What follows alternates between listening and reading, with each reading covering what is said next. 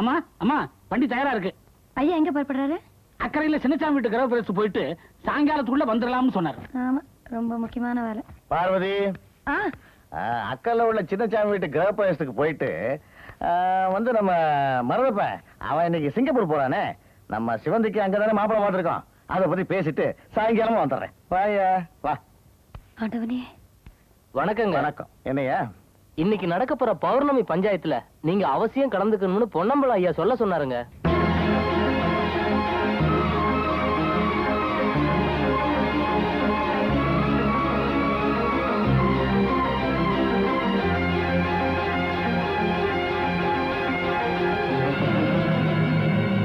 பஞ்சாயத்துக்கு பண்ணையார் நிச்சயமா வருவார்னு சொல்லு. என்னங்க, மருதுப்பூ வீட்டுக்கு போறதை விட முக்கியமான வேலை தாசில்தாரை பாக்கணும் என்கிட்ட சொன்னீங்களே, மறந்துட்டீங்க பாத்தீங்களா? நமக்கு இருக்கிற வேலையை இருக்கும்போது இந்த ஊர் வேலை எதுக்குங்க?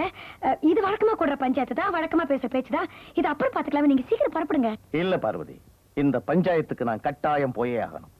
அதுல ஒரு பெரிய விவகாரமே இருக்கு.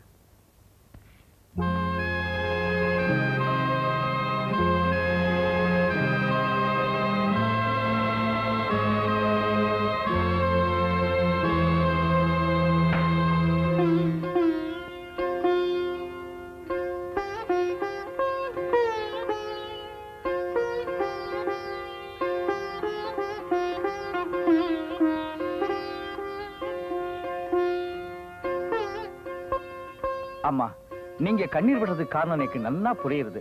வயசுக்கு வந்த பல பெண்களுக்கு வாழ்க்கை தந்திருக்கு.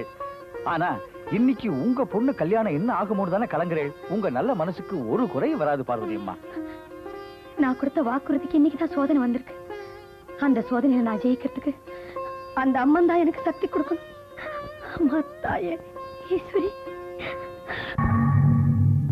ஒரு ஆணும் பெண்ணும் ஒருத்தர் காதலிச்சார். அவங்க 2 பேர் கையிலையும் பச்சையை குத்தி கல்யாணம் பண்ணி வைக்கிற இந்த கிராமத்து முடிவை நான் வரவேற்கிறேன். அக்கறையில படிச்சுட்டு இருந்த சீதாவை நம்ம கரும்பு காட்டுல வேலை செஞ்சுக்கிட்டு இருந்தானே இந்த கந்தசாமி காதலிச்சான். அவங்க 2 பேருக்கும் ஊர் கட்டுமானத்தோட கல்யாணத்தை பண்ணி வைக்க போறோம். இதனால என்ன நடக்க போகுது கேளுங்க. ஜாதி மத பேதம், வரதட்சணை கொடுமை இதெல்லாம் ஒழியறதுக்கு ஒரு நல்ல வழியை வகுக்க போகுது. இந்த நல்ல நேரத்துல தம்பதியருக்கு ஒண்ணு சொல்லிக்கிறேன். பொண்ணுக்கு புடவையும் தாலியும், மாப்பிளைக்கு வேட்டியும் சட்டையும் நான் சொந்த செலவிலேயே வாங்கி தரதான் முடிவு பண்ணிட்டேன். என்ன இருந்தாலும் பெரிய பண்ண தான். அடுத்த பஞ்சாயத்து சம்பந்தமா நம்ம ஓடக்கார முத்துவ முன்னால வர சொல்லுங்க.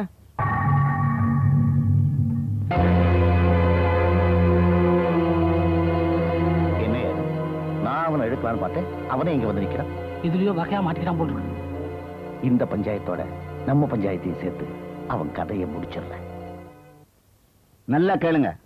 நம்ம முத்து பாடுறதை கேட்டு உங்க மக சிவந்தி அவனை விரும்புறான்.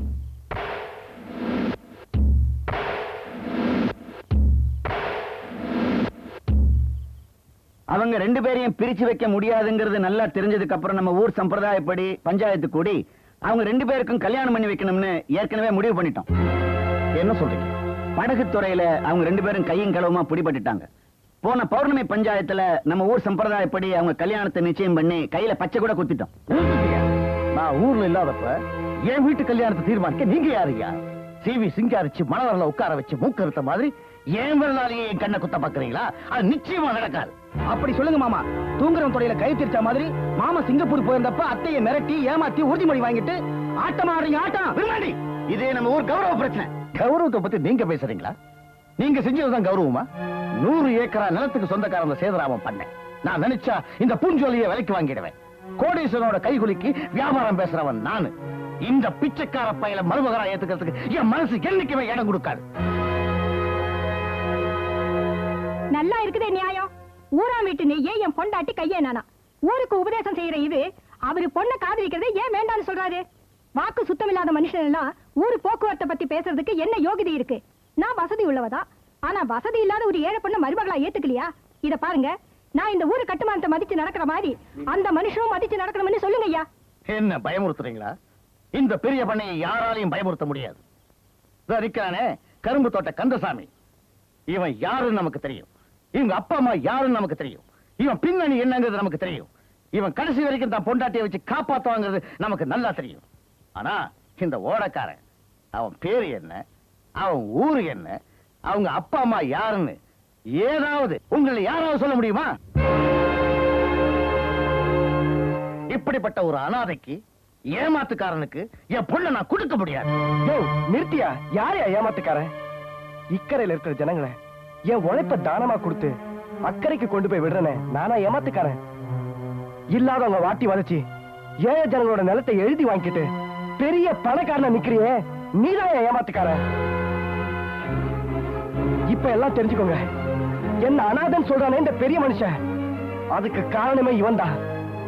நான் எங்க இருந்தோ வந்தவல்ல, இந்த புண்ணிய பூமியில தான் பிறந்தவன். இந்த பூஞ்சோல கிராமத்து சொந்தக்காரன் தான்.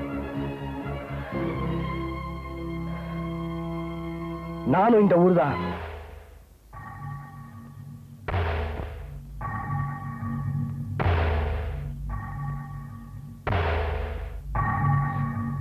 ஆமா, செத்து போனாங்களே முத்து பேச்சு, அவங்களோட மகன் தான் நான்.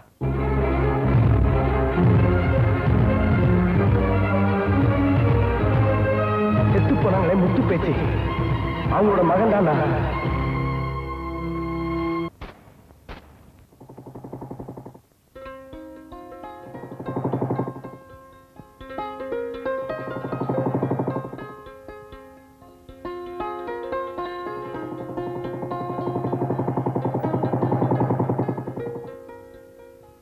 ஏய்,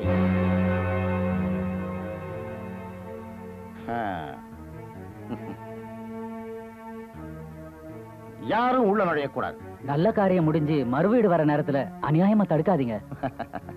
கடன் வாங்குறதுக்கு முன்னாடி தெரிஞ்சிருக்கணும்டா எது அநியாயம்னு. பொண்ணு பார்க்க போறேன்னு சொன்னேன், சரி சந்தோஷம்னு. கல்யாணத்தை முடிச்சுக்கிட்டு பணத்தை கொடுக்குறேன்னு, அதுக்கும் சரின்னு. இப்ப மறுவீடு பார்க்க வந்து நிக்கிற. குழந்தை குட்டியெல்லாம் பத்ததுக்கு அப்புறமா தான் பணத்தை திருப்பி கொடுக்க போறியா என்ன? வட்டிக்கு பணம் கொடுக்கறவன் வறுமையை மதிச்சா அவன் துட்டுக்கு தாண்டா கேடு வரும். என் பொறுமையை சோதிக்காத. பணத்தை திருப்பி கொடுக்க போறியா இல்லையா?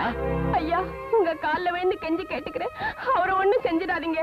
நீங்க இந்த நேரத்துல இப்படி தகராறு பண்ணீங்கன்னா நான் வந்த நேரம் தான் இப்படி ஆயிடுச்சுன்னு என்ன வாழ வெட்டி ஆக்கிடுவாங்க. எழுதுரு எழுதுரு எழுதுரு. கருப்பா இருந்தாலும் அழகாவே இருக்க. உன் பொறுமை எனக்கு ரொம்ப பிடிச்சிருக்கு.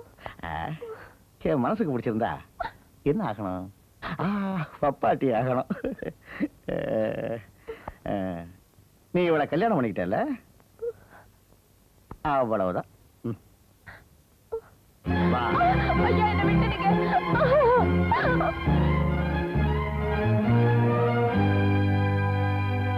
பண்ண மரியாதை அந்த பொண்ணு மேல இருந்து கையெடு, இல்லன்னா தொட்ட கைய வெட்டி எரிஞ்சிடுவேன்.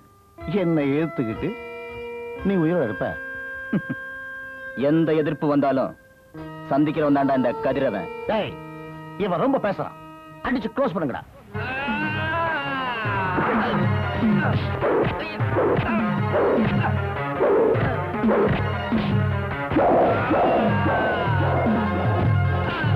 முத்து பேச்சு, உங்க புருஷனை பண்ணையாளுங்க கோயிலுக்கு முன்னாடி வச்சு அடிக்கிறாங்களா?